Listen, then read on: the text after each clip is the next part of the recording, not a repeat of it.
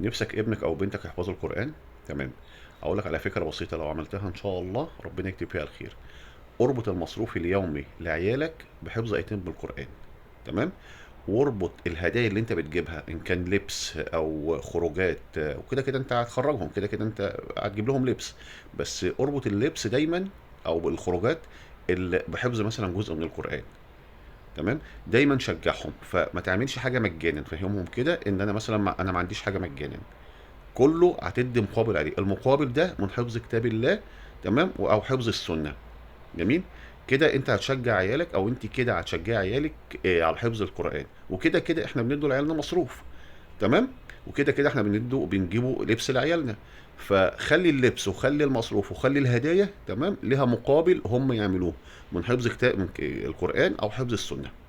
وربنا يحفظ اولادنا واولادكم. ورجاء لو المحتوى عجبكم اشتركوا في القناه وفعلوا الجرس. السلام عليكم.